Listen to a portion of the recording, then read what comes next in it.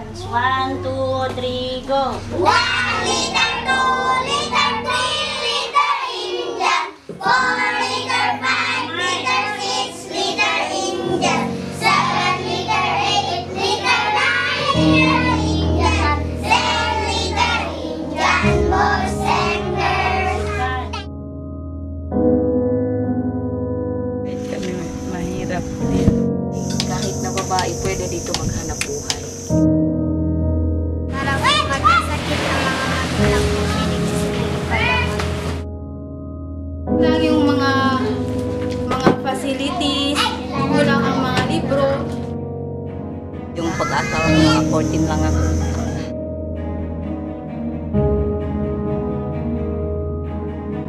If I'm to describe the island in one sentence, it is a beautiful treasure.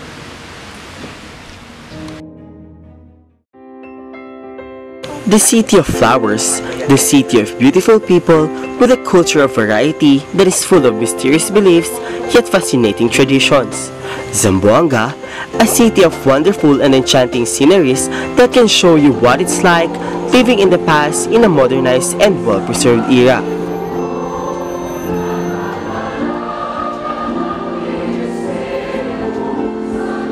Fort Pilar Shrine is a strong visual foundation of Zamboangueños' faith to Our Lady of Pilar. It is believed that the Blessed Pilar protected the city from a tsunami centuries ago.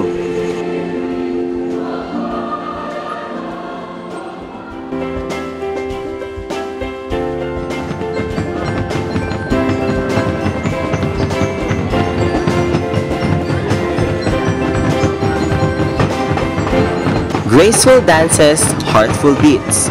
This best represents the important part of showing Zamboanga City. Street dance usually shows the intensified faith and devotion of our citizens through their different beats and colorful costumes.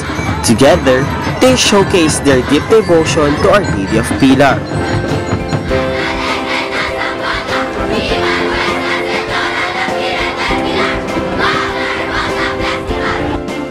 Beautiful faces, beautiful laces. Mascota is a traditional dress in Asia's Latin city. Centuries ago, it is used as the main attire to show societal classifications. It is being preserved in a modernized generation with few changes but still remembering how beauty, gracefulness, and status could work together nicely.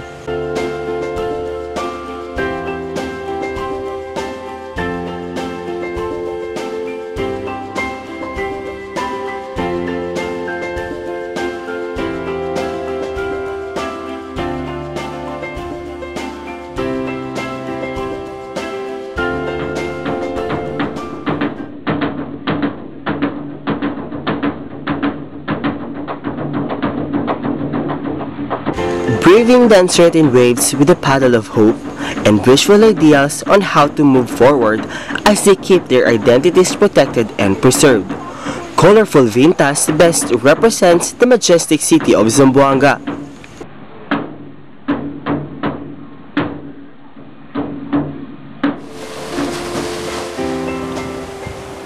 Great Santa Cruz Island is a small inhabited island in Zamboanga City. It is located in the southern region of the Philippines that is famous for its pink coralline sand. The island is located 4 kilometers south of downtown at the Santa Cruz Bank in the Basilan Strait, and it is the only pink sand beach in the Philippines.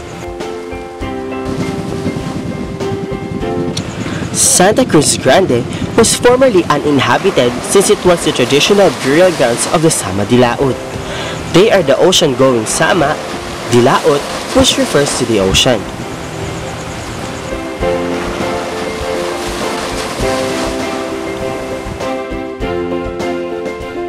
Not many people know that Great Santa Cruz Island has a rich history too.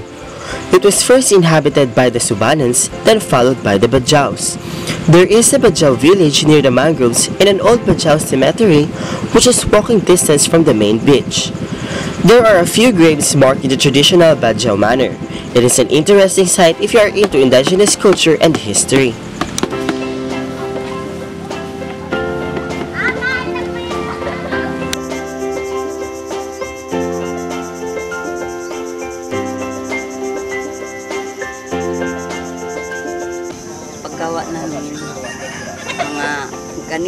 ganitong araw.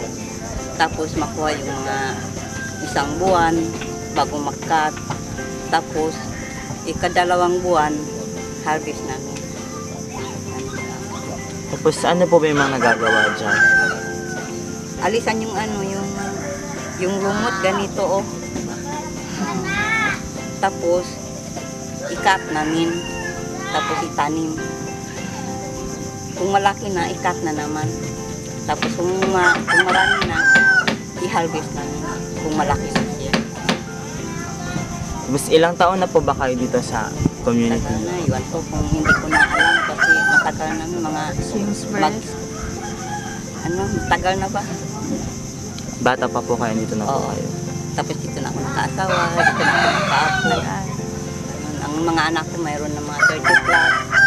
Tapos ako, yung pag-asawa ko, mga 14 lang ako. Mga 30 plus na yung mga anak ko ngayon. Tapos, paano niyo po ba yan siya nabebenta? Ibilad ganito. Tapos kung matuyo na siya, ibenta namin rin sa Lawson. Mga 45 yung isang kilo. Sino po kasama yung nagtatanong? Yung kapatid ko, babae. Kami lang dalawa. Masaya naman po kayo sa pagkawa. Makapunta kami doon mga 8 o'clock. Uwi kami mga 5 o'clock sa hapon. Tapos doon na kami kumain. Doon na kami magtanim.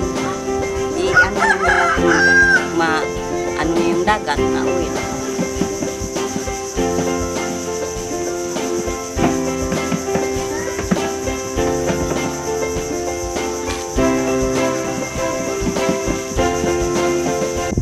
Kontento na kasi ako dito sa marami po ako yung natutulungan.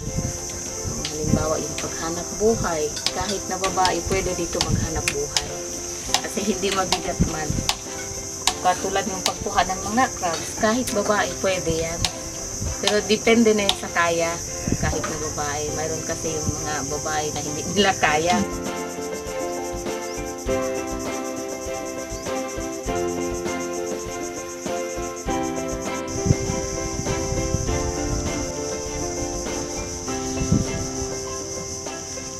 Una-una ang lugar ko sa Sampuang Gasita ko. Diyan ako nakatira. Ngayon ang misis ko taga dito. Na ngayon sa 73 marriage na kami no. Dito na ako nakatira. Pumunta na ako dito. Pero doon pang bahay-bahay namin no. Dito wala ito. Ano ito dito? Yun. Yung kahoy dito marami. Ang pamay-may namin. Mag-ista-ista kami dito. Sir, pero wala po ba kayo nararamdaman na takot po ba kasi sa isla? Sa totoo naman, wala naman masamang pumunta dito sa amin. Kaya wala kami takot.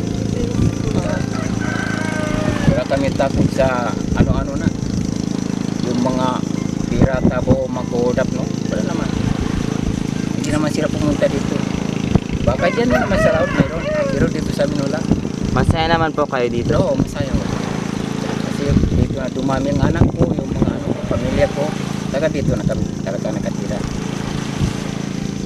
Ano sir, siguro ano po ba meron tong isla na to kaya hindi nyo siya maiwan-iwan? Kasi dito, ang pamuhay namin, walang walang problema. Oo, para punta kami sa Buanga, magbili ka ng mga bigas, yung mga namin, lang. Uwi dito, wala kami At saka wala naman dito yung mga bisyo-bisyo ng mga yung maglasing bao, yung mga truck, wala dito sa amin eh. Kaya nga, magandang buhay namin. Hindi katulad sa Zamboanga. Alam mo na eh, maraming tao. Siyempre, may masama, may mabuti naman. Okay din sa amin. Ito ang bahay-bahay ko. Yan si Sir Richard. Kami sa amin dito eh. Idol namin yan eh.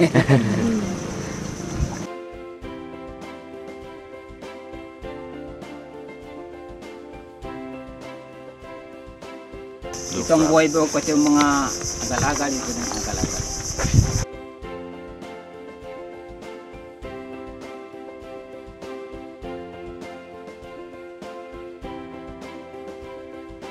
Kaya nga kami nagpunta dito, yun kasi mahirap. Doon kami naka-stay sa Baliwasang mga doon sa Mongga City. Yun, kasi maraming na lumabas, kinukuha na ang lupa ng mga may-ari. Walang ka, kunti lang kikitain namin doon yung trabaho, magbebenta ng isda. Yun, punta na lang kami dito.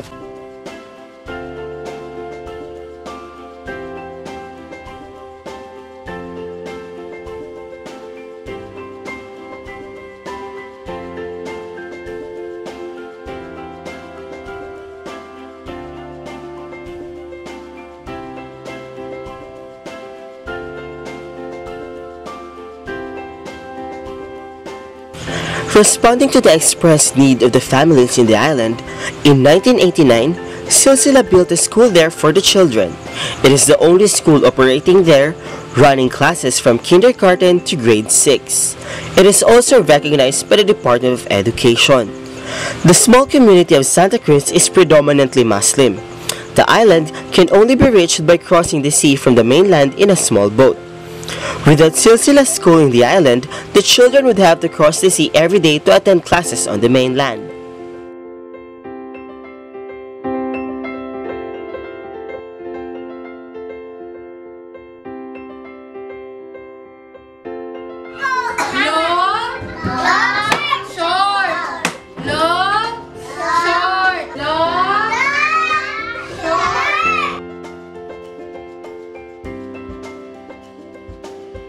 Okay, in ruler ini mahaba bukod. Mahaba. I-compare tayo Bancho, kasi mahaba kanila karuha.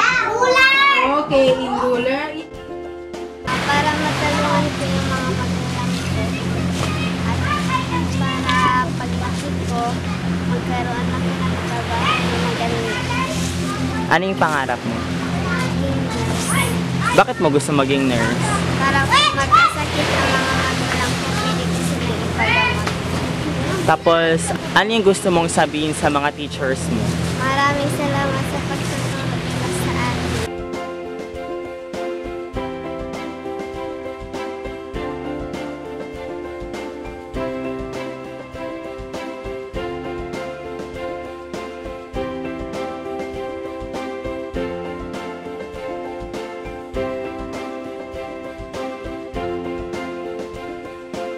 Person ko, hindi bilang isang teacher, bilang isang ako is nasa puso ko din talaga is yung matulungan yung mga bata dito. So, yung ano ko dito is kahit gaano man kahirap o yung mga sitwasyon or mga challenges na dumarating sa amin dito, ginagawa ko lang po is yung nilalaki ko po palagi is pagiging flexible po dito. Is na, kasi nga yung mission ko po dito is matulungan yung mga bata kasi yun po yung magagawa ko dito sa kanila. Yung first experience ko dito, grabe, sobra. Aside from yung weather dito, yung sobra talaga yung init. Tapos, grabe talaga yung init ba dito. Ibang-iba talaga doon sa city. And then, when it comes to pupils, iba talaga yung pupils dito, pati yung pupils doon sa city. Kasi dito, you need to really discipline yung mga bata.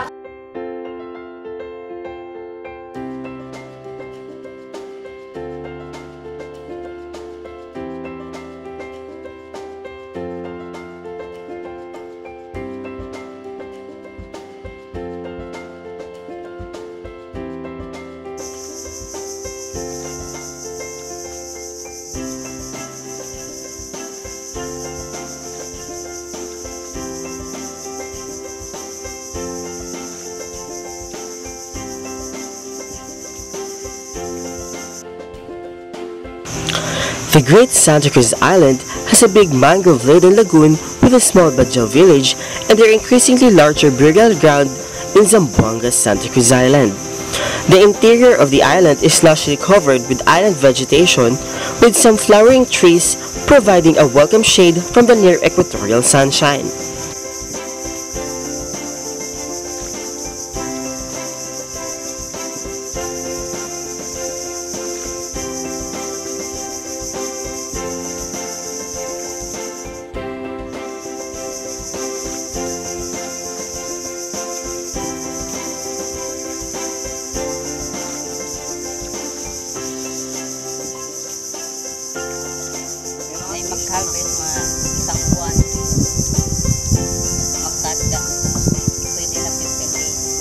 Tapos magkano niyo po siya nabebenta? Ito yung tapos ibenta sa bodega. The island has lost its popularity since the 1970s and early 1980s when it was frequented by German and Italian tourists. The degradation in the peace and order situation in the area has swayed potential visitors, degrading its popularity.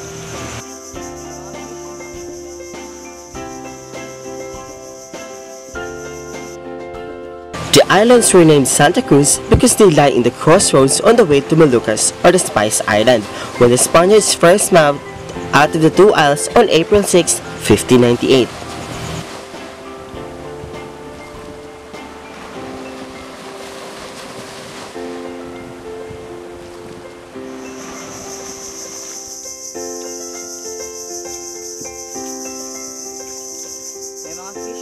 Gano'n na po kayo katagal nagbebenta ng tubig?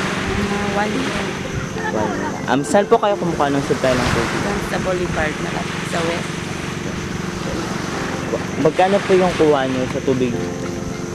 Bili doon, 5 pesos ang galon, pero may gasolina pa. Pa yun ang gasolina sa isang bidon, 5 pesos kaya.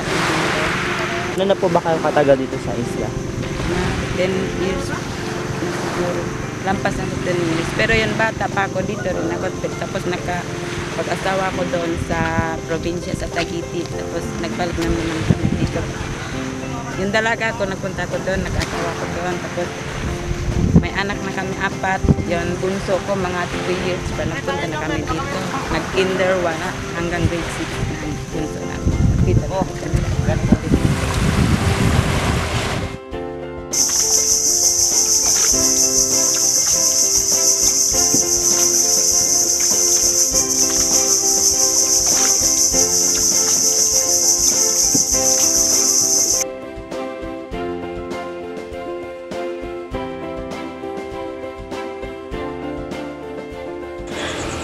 In the pre-Hispanic period, the two Santa Cruz Islands were the sacred burial grounds for the Sama Bajau.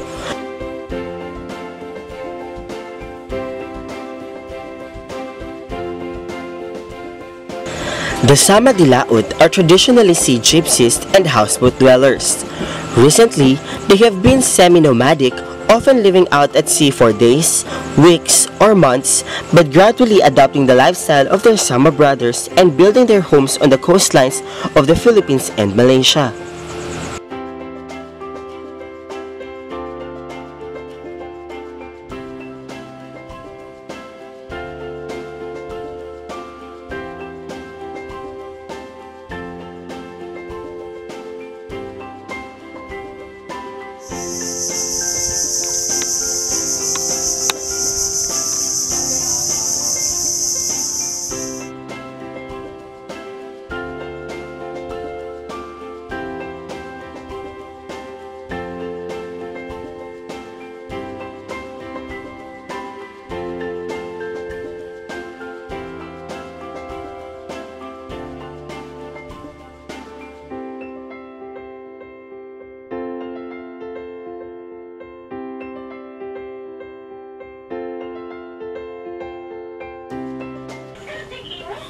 Ako lang nagpiprint sa kanila. Sila lang nagbebenta. Yung mga nagbebenta doon sa mga beach. Parang ginagawa lang souvenir. Para sa mga naliligo dito, nagpupunta dito.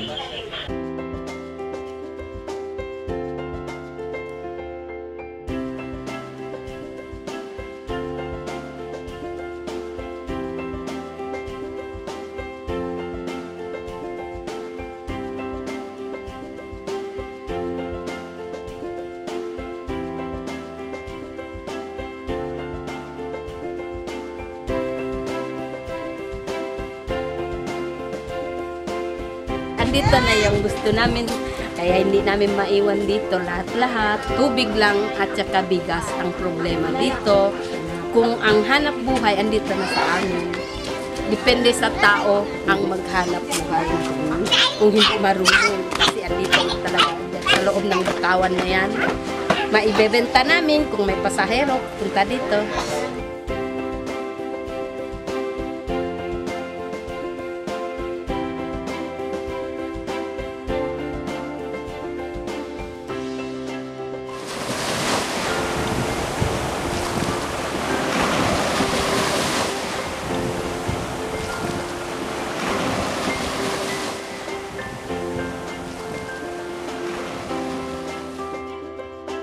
Sangkalikasan Producers Cooperative. Kami yung local Sangkalikasan Reef Body sa Buanga.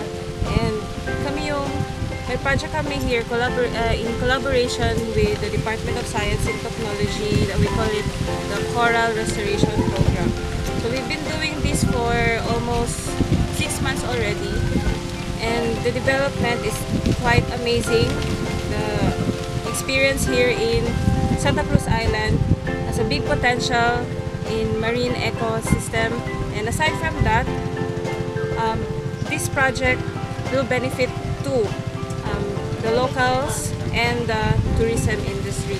Sa tourism industry naman, makikinabang dito are like local divers, and soon to be, parang sooner or later, darating din ang time na gaganda yung corals in this area.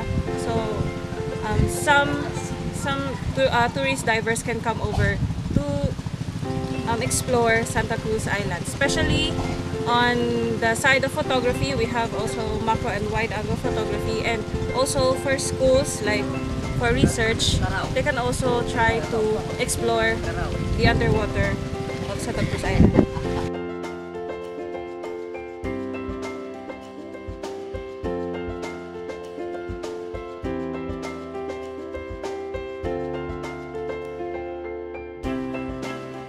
Hindi, yun noon sir, asawa ko ang nagbebenta, hindi kami.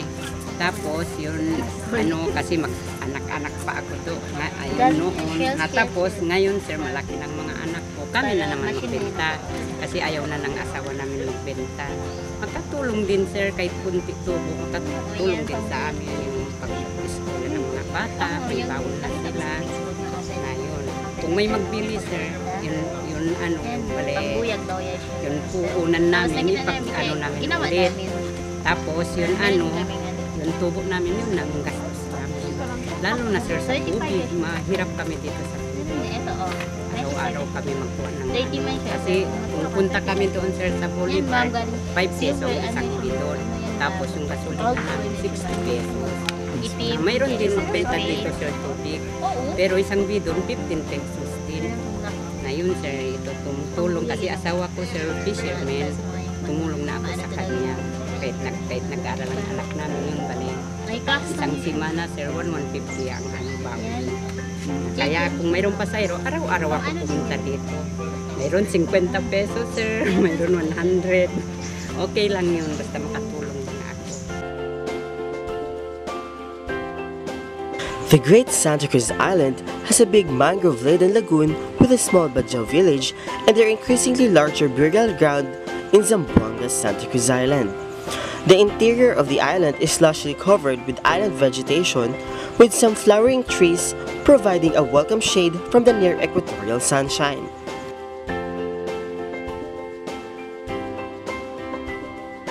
Kamu kayo magdayan madto? Ini piya ngayon na mo ini kaniya dahon na mo ini madto kasi on anak kun sama buya on kun sin agal-agal ini laga ulit na piya. Na piya ngayon ko kaniya ini na ko madto. Na tituan. Adlaw-adlaw ko ka magkari? Di mga mga kabulan mga makabulan. Magbisita. Bisita siya. Kasi pag mga ko rin ito yung bahay ko hakuan, titabon. Na may ta kayo ko dito pag gusto na mo yari din? Kasi nang kaasawa ta rin mo. Amo yan na yung sila yung din diyan.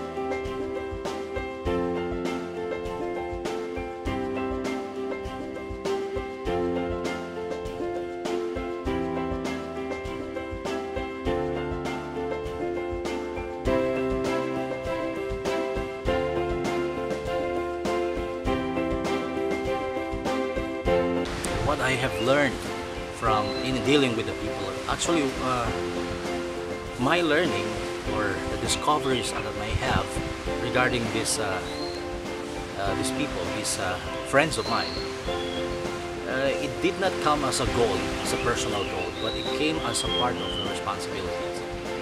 I do not have a choice really, but I have to somehow try to associate with them and try to find ways to make that association effective as far as my functions is concerned.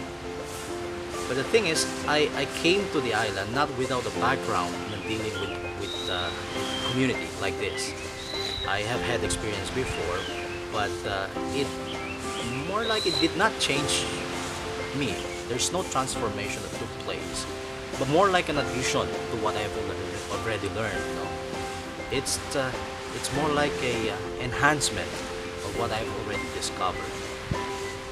You find it very impressive when someone tries to become cooperative to a certain goal or to a certain purpose. But when you see an entire community trying to do that the best that they can, naturally, without guile, then there's an appeal that's happening inside you that is, you know, you come to realize that pwede pala, it can be done. There are things that when you introduce to them, there's a notion that when we introduce something to them, they will change, and that the sense of identity will be erased at times, to use that word.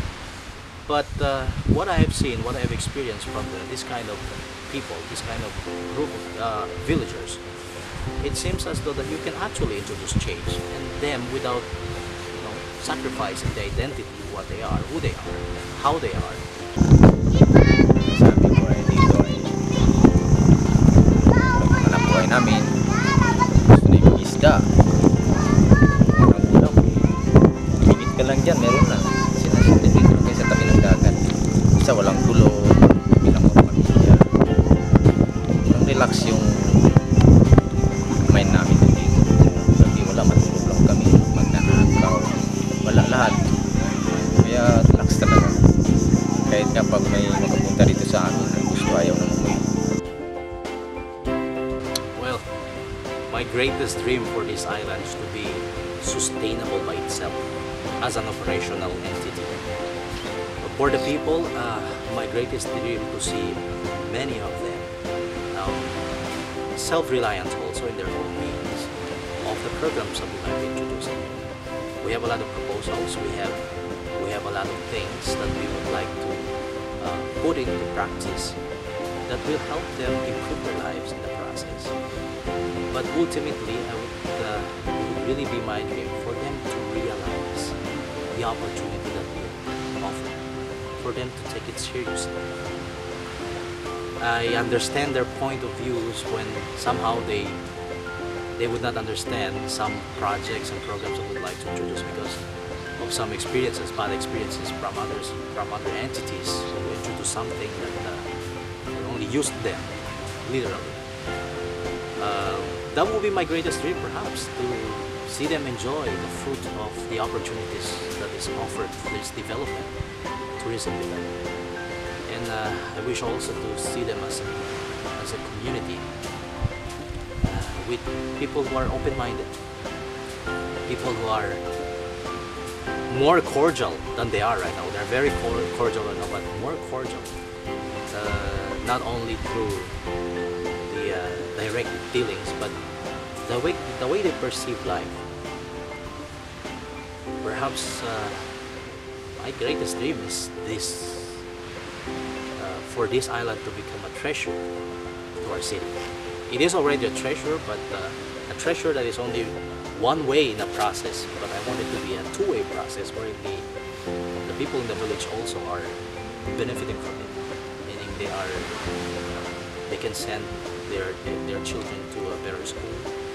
They can have better opportunities, things in life, needs that they can fulfill. To be specific, I would love to see them having their own transport, safer transport for students to go to school, and to see them become more productive in their livelihood, and to become more active in preserving the area. I think that would be the ultimate dream of anybody who would like to be part of a protected area. So nothing extraordinary, just what it's supposed to be. It was not just to enjoy ourselves at the beach with a beautiful scenery, but also to make the occasion meaningful by sharing simple gifts to the children of the island.